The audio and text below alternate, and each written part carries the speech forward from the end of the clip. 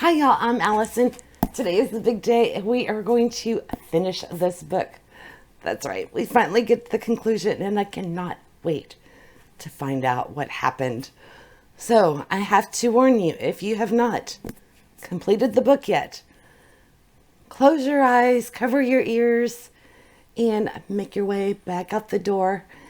But be sure and come back after you do, because I want to share this experience with you, and I have a feeling we are in for a wild ride.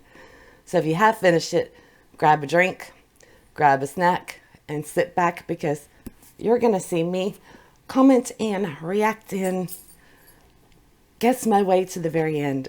And then we'll talk about the conclusion. I cannot wait. All of our questions are finally going to be answered. Now, originally I was going to, put some effort into my appearance, but I decided, who's got the time for that? I want to know. I'm just dying of curiosity. But before we get into it, I'm going to lay out my theory. Now, I haven't worked out all of it, but I think I have the key proponents of it. I think Colonel Mustard didn't, no, just kidding. I couldn't resist. So here's my theory. I think Leah is the mastermind behind everything. There is no love lost between her and her father. She hates him for how he treats her mother, Sarah, and for how he treats Leah herself. Plus, he controls her entire future. He's going to be selecting her husband for her. And I'm sure having to hide her intelligence has also made her resentful. So I think Creasy, being married to Peter in the past, who was a witch hunter, would be very aware of the whole legend of Uncle Tom and all that goes with it. In fact, she may have even met Isabel in the past because of the connection with Kurz and them both being witch hunters. So it might be possible that she was aware of this book that Isabel ends up with that started with Kurz. And if we fast forward, Creasy ends up in the Governor General's, Sarah and Leah's household. All the women form a friendship. So it seems natural that she would have told the other two about Uncle Tom. Leah, being as smart as she is, would realize that this would be the perfect solution to her troubles. And she probably mentioned it to Sarah and Creasy. Now, Sarah, of course, would love to get out from underneath her husband's thumb. And we already know that she's been using a sleeping potion to drug her husband. And she knows how much it would take to make it lethal. But she doesn't want the suspicion to fall on her because that would ruin everything. This is where their plan comes in. Leah decides that they can use the legend of Old Tom to camouflage what they're really doing, and that is Sarah is going to use enough of the sleeping draught to take care of her husband and blame it on Old Tom and his accomplices. They know they'll be able to stir the ship up into a state of panic and frenzy because of superstition. They're going to use that superstition as their smokescreen. Isabel may or may not have been in on it at the beginning. That I don't know. There's a lot of it I'm not sure, because I thought too that as far as the Red Lantern aspect of it, because once we know that the symbol that keeps showing up is actually a map, an island, Leah could have orchestrated it to where they were sailing towards that island all along. But here's where one of the flaws in my theory is. I don't know who she had on the inside navigating for her. I would assume she would have to have somebody, and that they were purposely heading towards that island all along, and they used that storm as a cover. But again, I don't know. This is where my theory kind of falls apart, because I don't think she necessarily had help on the crew. And I also don't know, she could have arranged for the 8th ship to show up with a red light. That would have been easy to coordinate between the two ships, as long as she had people on the other side, doing this. But there's where the flaw in my theory is too. I don't know that aspect of it. So I have a general idea, and it's probably going to get blown completely out of the water. But I think those three are definitely involved. Oh, and the Viscountess. This one, I will be surprised if I'm wrong. I think that was definitely Creasy. I think she's the one who booked that room, because they referred a couple of times how the guy she's supposed to marry is a duke, but she thought he was a count. I think that was her chance to thumb her nose at everybody by booking this room under the name of a Viscountess, because that would be her title when she marries the count. And I think that room was, used for whoever it is that's dressing up as a leper, which may have been Creasy herself. Aren't I think he is innocent of it all, and it's Sarah's interest in him that is protecting him. That's why the leper hasn't hurt him. Like I said, I don't have it all worked out, but that's where I'm leaning, where I'm going. So we'll see if I'm right or not. So either, because y'all have already read it, so you're either like, yeah, you got it, or like, nope, you're in for a big surprise. And I can't wait to find out which way it's going to go. So I'm going to stop guessing, and I'm going to start reading. Finally. So all of the families, the treasures, Sarah's going through them. It seems like they all had some connection to her husband through their business. There were people her husband would have needed or been in competition with while he was building his business 30 years ago. So what if he was old Tom? And he was just taking out his competition.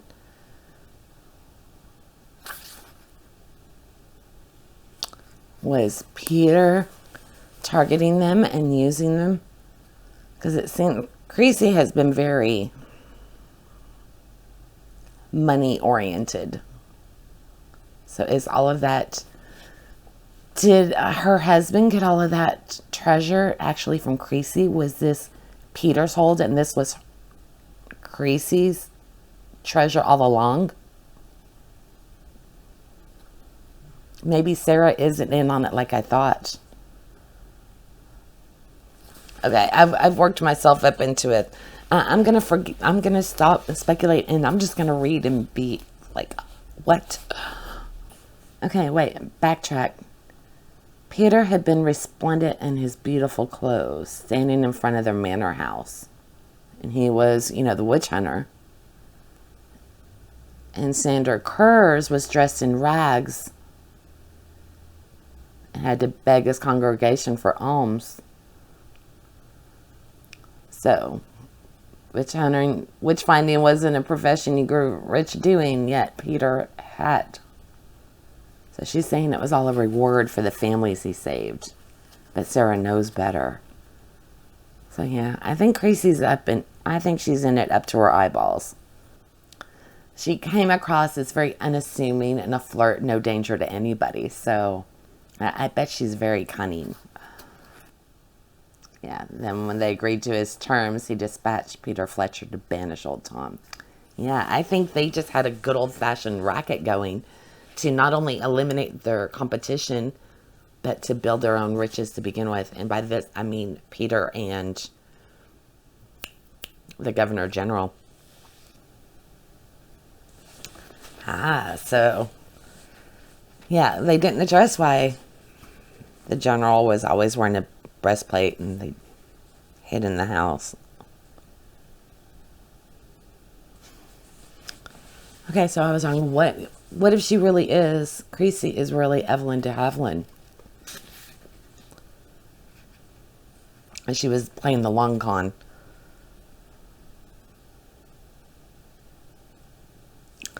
So the holes were a ladder to scale the ship. Mm-hmm. The handholds. It's really good at painting a picture with the seabirds feasting on the remains of the dead. Okay, so I was partly right. Now we have so Krause was the one who was navigating, probably leading them to that island all along, and he knew when the Leonard would appear. Okay, so they confirmed what they were thinking. And his heart fell like a rock. So he's got some personal stakes in it. Because now they know who did it. Okay, so they hid the murder weapon in the rug. I guess I was way wrong. I thought Sarah killed him with the poison. Was it Pips? Was he not really jailed and he was out roaming the ship at night and doing everything? No. No way Pips did it, right? Okay, I was way wrong. The long sword through the hole from the cabin above to kill him. Brilliant.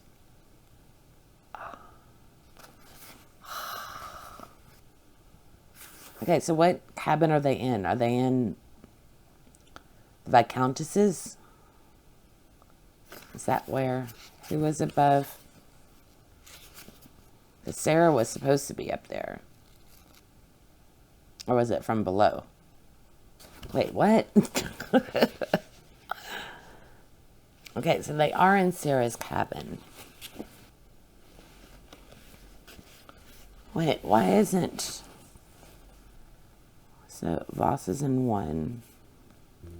Oh, duh. Passengers' cabins. 8. Oh, okay, okay. That's why I was confusing myself. I was using the table for with the number part of the ship. So I actually had the great cabin confused with the Viscountess's cabin. And when everybody's all in this one section right here. That's where I got confused. Okay. So she was right above her husband. I do remember that. Okay, I got it now. So he was in 5 on the map, the actual numbered, and she was in the room directly above him. And across the hall was the Viscountess, right? That was the cursed room.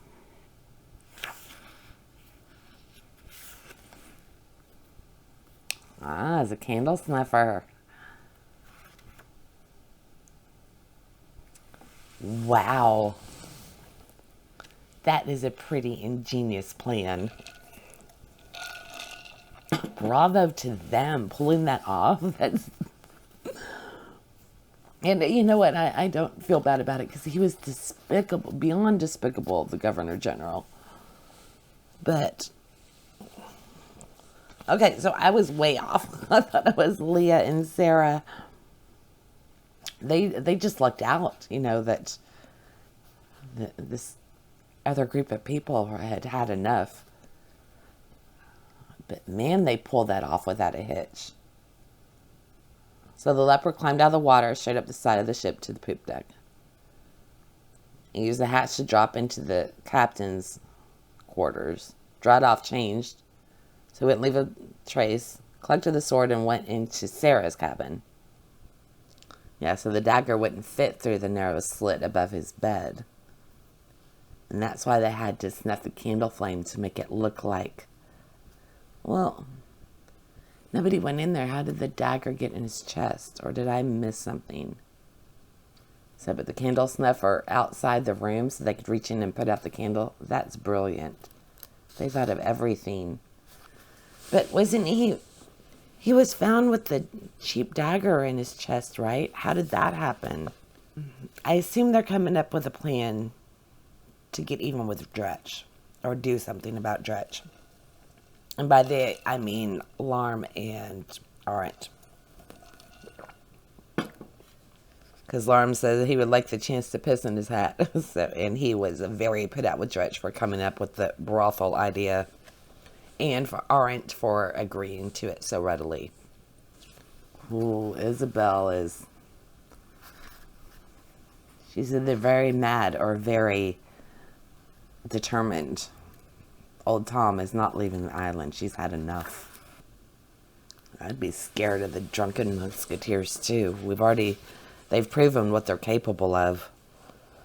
As a passenger, I would be as far away from them as possible. And it's ironic because at the beginning it was the crew that was painted as the most fearful or fearsome of the group. Turns out the soldiers are the ones that were the worst.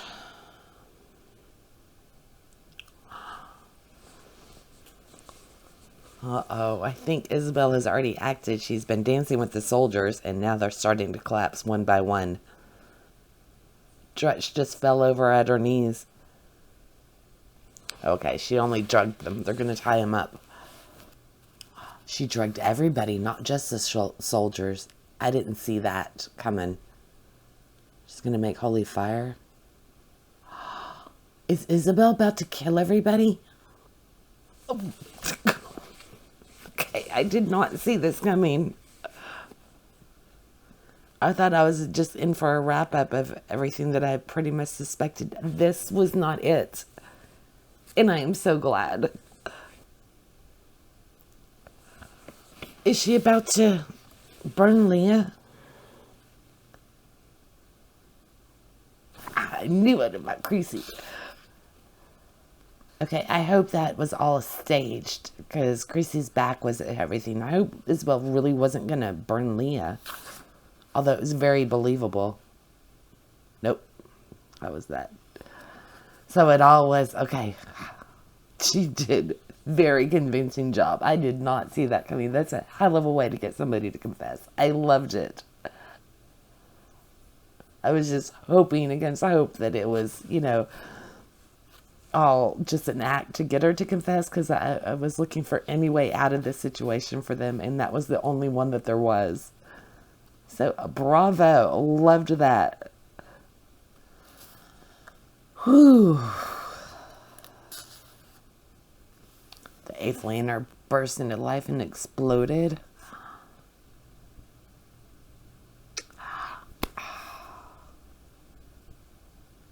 So it was just on like a little ship. So pretty sneaky there with the eighth lantern. That was the part I couldn't figure out, if they had their storm. But if it was part of the fleet of ships that were going out anyway, it would have been with them all along. But didn't they get separated during the storm? No, I think some of them managed to stay together. So, okay, so Krause was paid to sail them there. So there was somebody in the box, and that was the voice for Bosie. My head's spinning from so. Okay, there's a lot of pages left. What's there? Okay. I'm gonna get some Diet Coke, and I gotta absorb for a second, because I feel like I'm reading each page like 3 times, because talking to y'all and trying to absorb what's happening and having the whole my brain's just. So I'll be right back. I just noticed my battery died, so for whatever point the audio went wonky. Sorry about that, y'all, but I can't redo it, so we're just gonna have some fluctuations. So much is happening. So who else just keeps rereading pages to grasp it all? I feel like I've just reread the same sections like over and over, trying to make sure I've got my head wrapped around everything. Finley says hi, by the way. What happened to Bosie is just terrible. Although supposedly he was the worst among all the crew. So I can understand why Sarah would be concerned at Leah's excitement almost for what's going on as everything unravels. But at least Sarah doesn't know what I thought Leah was capable of. I thought it was all her doing. She has an accomplice. Who could her accomplice be? Because I thought it was Leah and Sarah. It's not Pips. No, there's no way it's Pips, right? Right? I mean, we just assumed that he was locked up in there all the time. He could have had free reign of the ship. No, there's no way. Aaron's father? I don't think he's part of it anymore. Okay, so she also wanted to, not only was she trying to get even with the Governor General, she wanted to stop the witch finding, because she was legitimately horrified by what they had done. And I guess who they turned her husband into, Peter, the man he became as part of their group. So Peter killed his father. Okay, so the assassination of his dad is what started everything. Oh, and a rock gave him the scar. No. Finley's going after my cord again. He's obsessed with it. Little stinker. Finley's like going after me with his teeth and his claws. I don't think he understands how sharp they are.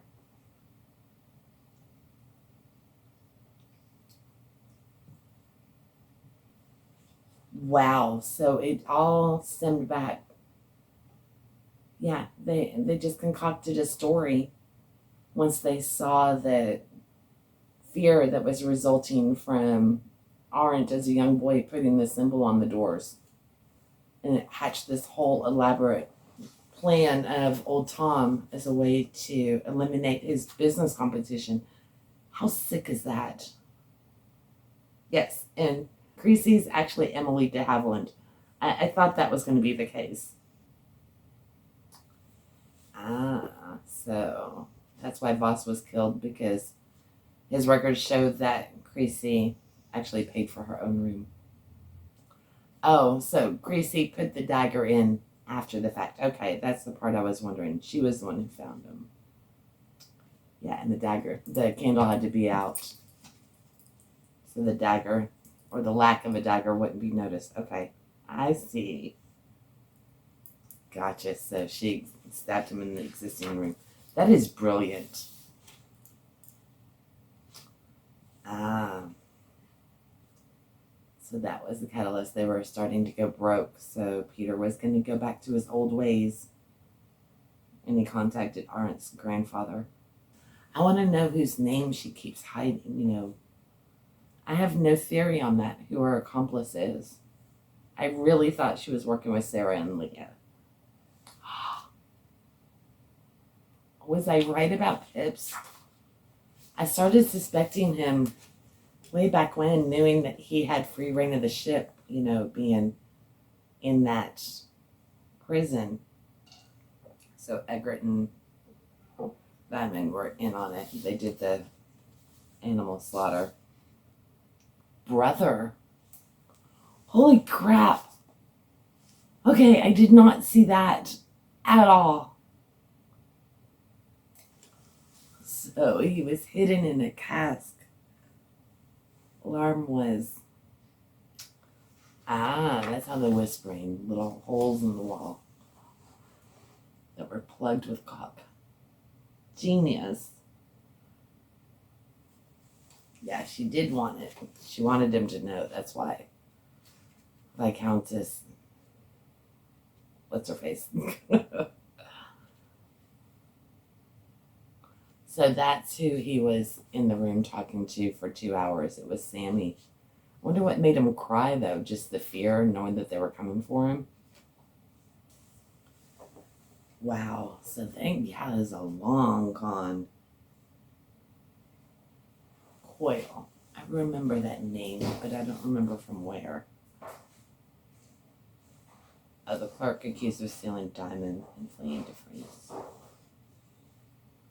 Oh, that's right. The case that Arendt messed up at the beginning. And Arendt really didn't mess that up. Sammy just allowed himself to be bribed.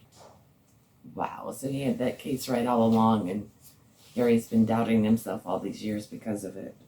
Oh, so they used the storm to convince everybody that the Lay Warden, or whatever it's called, was blown off course. The 8th Lantern ship. Yeah, so he put himself in that cell so he wouldn't have to fake trying to solve the case. Freedom to come and go as he pleased. I didn't know there was a trap door, though. And so Sammy was the leper. I thought it was Creasy. Yeah, so he didn't know the cabins had been swapped, which is how Sarah spotted him at the portal. So even though Wick had stood by them He was a household servant when they were accused of witchcraft as children, meaning Creasy and Sammy. He even lost an eye for it. Experience changed him. And it was Creasy that he had recognized on deck that he had balked at. I guess Sammy and Creasy decided to kill Wick instead of paying him off. Wow, and he offered Wick a fortune to kill Arendt during their fight, hoping Arendt would kill him in self-defense instead. Wow. He's just something else, and here we all felt bad for him this whole time. Okay, so used a little trick to make the fog. Wow. So Sammy committed murders because the only thing more fun than solving them was planning them. So they're expecting Arendt and Sarah to keep their secret. I would assume that they are more than willing to kill them if they won't. And I don't think Sarah and Arendt will go along with it. They're beyond disgusted by it. Okay, I do believe that they destroyed the Folly. Maybe naively, but I really think they did destroy it. Okay, so they claim they're not going to kill him. They're just going to leave him on the island if they don't accept their deal. Oh, so Sarah's got her own plan. Third plan that will hopefully keep everybody alive. So she wants to turn old Tom into a vigilante. And I'm betting she has Arendt in mind for that. Although they're going to work together, because as Sarah says, it took them 4 years to come up with that plan. She and Arendt solved it in a few weeks, and Leah invented the Folly because she was bored. So the 5 of them together.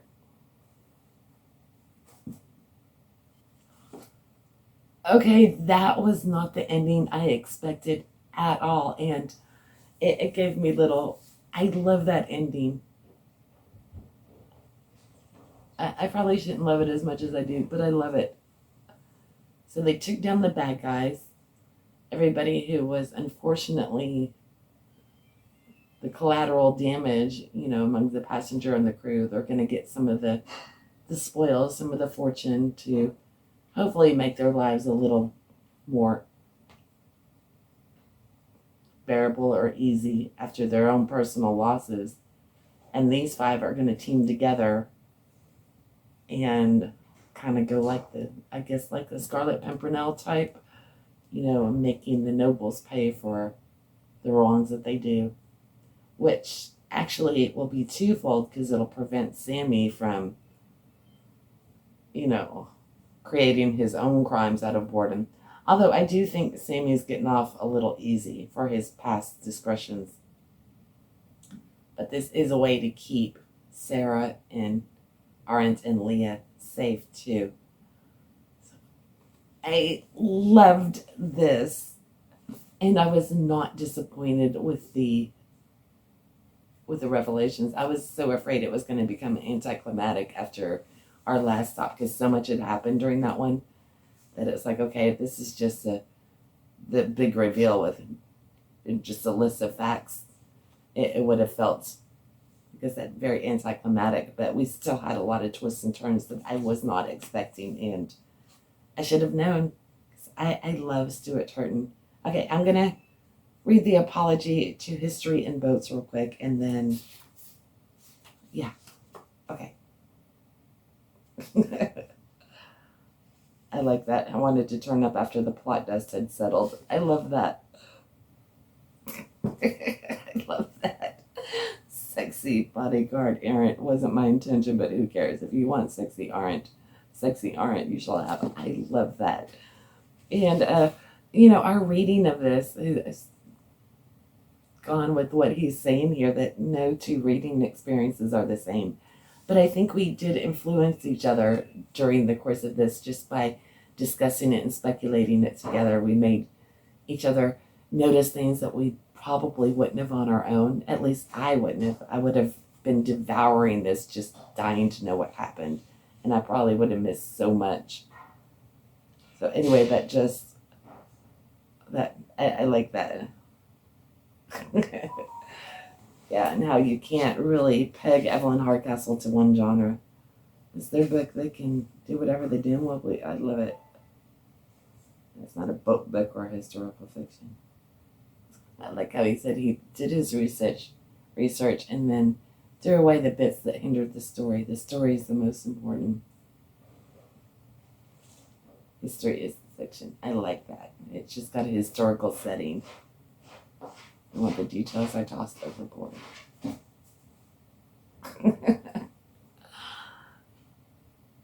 I can't wait to read his next book.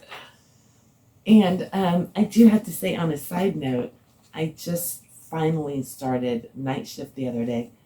And that started with a letter from Stephen King, too, talking about the writing process and stuff, where he's directly addressing the reader. And I was going to say that his writing kind of reminds me of Stephen King. Not so much, it's not the horror based or anything like that, but just his ability to paint a scene and take it places where you wouldn't expect, and to be able to jump the genres. Like, Stephen King is just a mastermind. The way he can, his imagination, that's why his movies are never as good as the book, because you just can't capture his imagination. And I have a feeling Stuart Turton is quickly becoming another writer like that for me, because the complexity in his books, being able to interweave all of this, and at the end have you going, of course, it's brilliant, it's obvious, it's, there's no other way, because it was so seamlessly done. And I felt the same way with Evelyn Hardcastle. So, by the way, if you really enjoyed this and want a completely different experience, but still going, what? Then read Evelyn Hardcastle if you haven't yet. I absolutely loved that one, and I loved this. Kim, thank you so much for recommending this one. I'll admit I had seen it on the shelf at Barnes & Noble plenty of times, and based on Evelyn Hardcastle, I would pick it up and look at it and go, oh yeah, I don't know. I don't know if I want to read one on a boat. I don't think this one will really appeal to me. And I am so glad this one, because I enjoyed every minute, and I really enjoyed reading it with y'all. This is going to be a book that I will always remember. This reading experience, doing it together. I mean, we took, 10 days to read it. And yeah, there's just so much to unpack in it. I really want to know y'all's opinion, if you were as blown away as I was. And how did you like the drawn out? I know Tabira is dead. The having to wait was just getting excruciating for her. And she read ahead. I don't blame you. I don't blame you at all. And I definitely would prefer that you had done that than, put the book down and wait, and then it ends up tainting your reading experience. So I'm glad you did go ahead and read ahead. And I hope you enjoyed it, that it wasn't too slow a pace. But wow, there's just so much in there. So I was right on part of it. I was definitely wrong with Leah and Sarah. I thought that they were going to be implicated. And I definitely did not see Crowell's involvement in this at all. Yeah, I thought Pips was a potential suspect just because it became obvious that he had full run of the ship, while we all thought he was down there. But I didn't really think he was going to turn out to be a bad guy. And I definitely didn't for a second think that he would be Creasy's brother. And Larm turned out to be a good guy, which I always liked him. So that was good. And I cannot think of a single plot hole. I think all of the questions we've had, and we have had a ton of them, I think they were all addressed in the wrap up. Yeah, everything. I just loved it. And this book will be so fun on a reread, because when you're reading it again and you know what to watch for, that's when you really see the genius of it. And you're like, it was there all along. It also, it's very obvious now, because we did notice how interconnected everybody was throughout the whole story.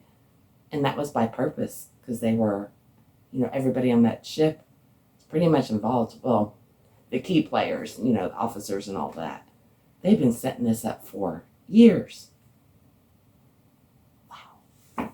I would say our first Start and Stop Buddy read was a smashing success. I had so much fun with this. I loved it. And I love that y'all were enjoying this buddy read.